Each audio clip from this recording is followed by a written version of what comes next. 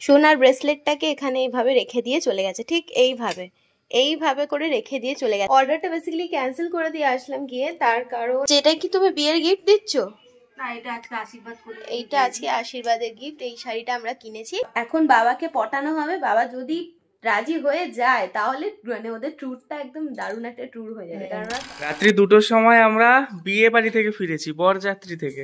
আর যেহেতু আজকে অফিস, আমার মা কি রান্না করেছে দেখুন, সব সিদ্ধ, পেঁপে সিদ্ধ, ডিম সিদ্ধ, আলু সিদ্ধ। রাত্রি 2:30টায় বাড়ি ফিরে এর থেকে বেশি কিছু আমাকে দেখবেও না, পাগল ছাগল। না, বিয়ে বাড়ির পরে ঘুম থেকে উঠে লোকে পাগল ছাগল। কিন্তু মা তুমি এত ভাত খাবো নাকি আমি? ও খাবে। তুমি আজকে ভাত খাবে? চলো দুজন মিলে সিদ্ধ ভাত খাই, হেভি টেস্টি সিদ্ধ ভাত, আবার মাখন দিয়ে। কোন স্যাশে? ও এইটা নতুন আমরা একটা ওষুধ খাচ্ছি জানেন তো, ঠান্ডার জন্য। এটা আপনারা খেতে পারেন, ডাবারের, খুব ভালো। এরকম স্যাশে ইনোর মতন পাওয়া যায়, গরম জলে খেতে হয়। দুজনকে খাইয়ে দিচ্ছি, আবার তোকে দিয়ে দেবো যা ভাত খাবে, ওরা তো খেতে বলছে। আমাকে কি দিয়েছো খেতে? একই মাখন বাটার সিদ্ধ ভাত। ও মাখন বাটার সিদ্ধ ভাত। বলছি তোমরা দুপুরে কোথায় খাবে? ওই ওদের বাড়ি বলেছে, বিয়ে বাড়ি দিয়ে আজকে নিমন্ত্রণ আছে। আবার তোমরাও দুপুরে বিয়ে বাড়ি? আমরা কাজে চলে যাচ্ছি, তোমরা যেতে পারবে আমাদেরকে ছেড়ে বিয়ে বাড়ি খেতে? আমি আমার শিডিউলটা এখনো বুঝি না। আচ্ছা কালকেও তো তোমরা বিয়ে বাড়ি খেতে যাবে। তুমি কখন আসবে বিকালে? আজকে আমার যেমন 7টা 7:30 বাজে। কিন্তু যে ম্যাডামকে বলবি কালকে একটু যদি তাড়াতাড়ি ছাড়ে। আচ্ছা সে বলবো, অফিস থেকে তাড়াতাড়ি ওরকম ঠিক থাকে না। কিন্তু তোমার বৌমাকে নাকি খাইয়ে দেবে, বৌমা অত দূরে বসেছে কেন? আমি দিয়ে চলে যাচ্ছি, বিয়ে বাড়ি আছে। অফিস ঠিক থাকে না, হয়তো তাড়াতাড়ি চলে আসলাম, হয়তো গেলামই না, হয়তো 8টা বেজে গেল। একটা সকালবেলা সত্যি কথা বলছি, বিয়ে বাড়িতে খাবে না, একটা সত্যি কথা বলতে হবে। কালকে মাটন বিরিয়ানি খেয়েছি, মাটন বিরিয়ানি, মাটন কষা, অনেক কিছু আইটেম ছিল। ঘরে যে সিদ্ধ ভাতটা খাচ্ছি না, একদম সত্যি কথা বলছি, ওইটার থেকে আমার এটা বেশি ভালো। আমার এত ভালো লাগে সিদ্ধ ভাত খেতে, তার মধ্যে ঘি মাখন দিয়ে, ডিম সিদ্ধ, আলু সিদ্ধ, একদম। কি গো, তোমার তো 1 গাল খেতে খেতে আমার 3 গাল খাওয়া হয়ে যাচ্ছে। শেষ হয়ে যাবে কিন্তু, খেয়ে নাও আর 1 গাল দিয়ে নাও, শেষ হয়ে যাবে এই করে। তুমি এত করে ভাত করে খাও না। হ্যাঁ এটা একটুখানি ওকে অল্প অল্প করে মুখে দাও, মুখই নাড়াতে পারছে না, শক্ত করে রেখেছে। সব ঠিক আছে, তবে বউ আসবে একটু পরে 11টার সময়, আমরা দেখতে পারবো না। পেওনাও দেখতে পারবে কিনা জানি না, ও পড়াতে চলে যাবে, হয়তো আমার মা একাই দেখতে যাবে, একাই আশীর্বাদ করবে। পেওনা বা আমি কেউ যদি থাকতাম আপনাদের জন্য, আপনাদেরকেও দেখাতাম ভিডিও করে। আর মা তো একা ভিডিও করতে পারবে না, আমার মা হচ্ছে অকর্মের ঢেকি একটা, এই অকর্মের ঢেকি। আমি পারবো। পারবে, তারপরে দেখাবে মাথা কেটে গেছে, নাক কেটে গেছে, মুখ কেটে গেছে, যার ভিডিও করছে সেই নেই, হয়তো ফ্রন্টে ওনার ক্যামেরা করে দিয়েছে। রান্না দেখাবে না, নিজেকেই দেখাতে থাকবে। তো আমার টাইম হয়ে গেছে, আমি বেরালাম, টাটা বাই বাই। প্রথমে বর, এবারে হচ্ছে বউ রেডি বেরোনোর জন্য।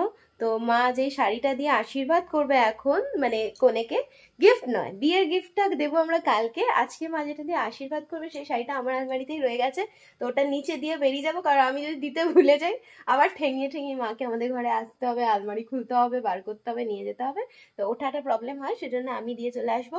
আর এদিকে সম্রাটের কাণ্ডটা দেখুন, সোনার ব্রেসলেটটাকে এখানে এইভাবে রেখে দিয়ে চলে গেছে, ঠিক এইভাবে করে রেখে দিয়ে চলে গেছে। তারপর কোনো কারণে ইনকেস যদি খুঁজে না পায়, বা মানে এমন কোথাও রেখে দেবে যেটা খুঁজে পাবো না, তখন আমার মাথা খারাপ করবে। এমনিতে ছেলেটা ভালো, সকাল থেকে উঠে, মানে কালকে কিন্তু ঘুম পূরণ হয়নি, কমপ্লিট হয়নি ঘুম, অত রাত্রেবেলায় 2:30টার সময় আমরা ঘুমোলামই, আবার সকালে উঠে গিয়েছিল পুজো দিতে।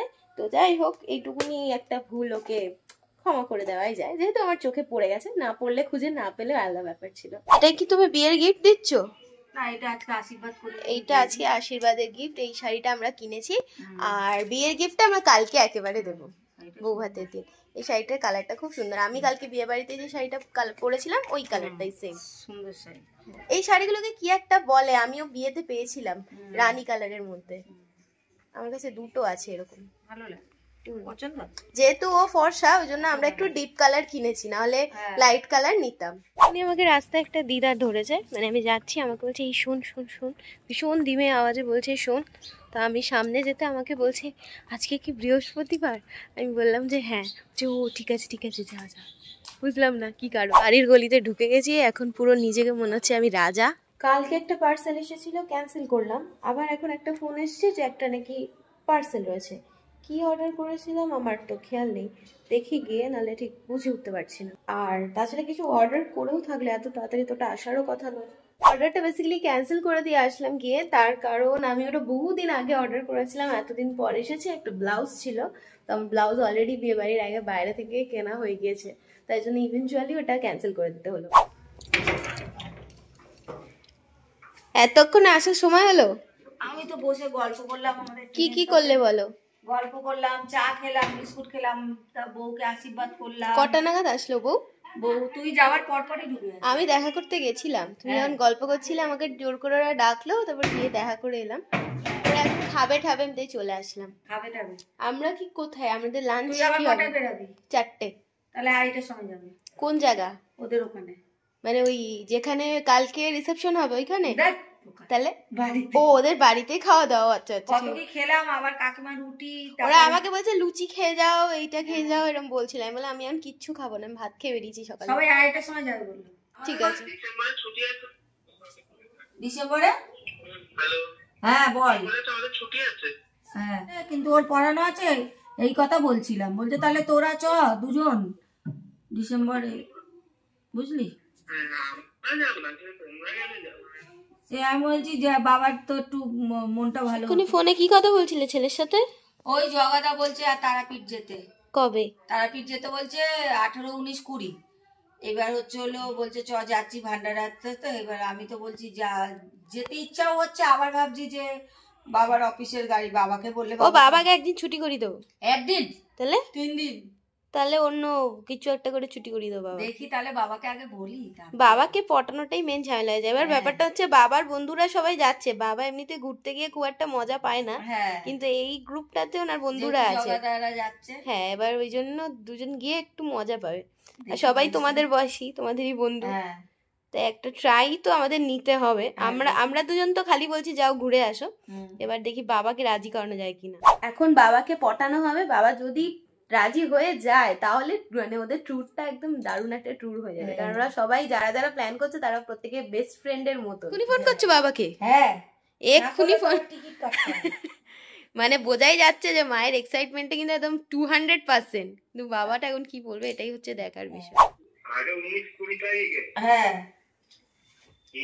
এবার আমাদেরকে যেতে বলছে, ফোন কালকেও করেছিল, আমি বললাম তোকে জানাচ্ছি, আবার আজকেও করে যাবে, যে এখনো কথা বলিনি, কথা বলে জানাচ্ছি, বুঝলে? ও যাবে, কার্তিক যাবে, আর ভান্ডারে সব লোকজন যাবে। তো দেখা যাক বাবাকে রাজি করানোর পর্বটা কতক্ষণ চলে, আর আদেও আমাদের মিশন সাকসেসফুল হয় কিনা। কিন্তু এবার ব্যাপারটা হচ্ছে আমাদেরকে তো খেতে যেতে হবে, কারণ দুপুরে নিমন্ত্রণ, বাড়ির খাওয়া আর জুটবে না। তাই এখন একটু রেডি হব, কারণ আমি আগল পাগলের মতন একটা ফর্মাল ভাবে পড়াতে গিয়েছিলাম। এবার অনুষ্ঠান বাড়িতে যাওয়ার মতো একটু হালকা রেডি হতে হবে, একটু অন্য জামা পরবো, জাস্ট খেতে যাবো, এইটুকুই। যাই রেডি হই, নাহলে লেট হয়ে যাবে। তখন থেকে মা ডেকে যাচ্ছে আয় আয় আয়। তুমি কি ভেবেছো আমি রেডি নেই? না আমি পুরো রেডি হয়ে শুয়েছি। রেডি আছে, চলো খেতে যাই। না সবাই হলে তো হবে না। আর কেউ যাবে না? ঘোড়া বৌদি, এগিয়ে গেছে, মালা বৌদি সবাই এগিয়ে গেছে। চলো আমরাই খালি বাকি ছিলাম, যাই।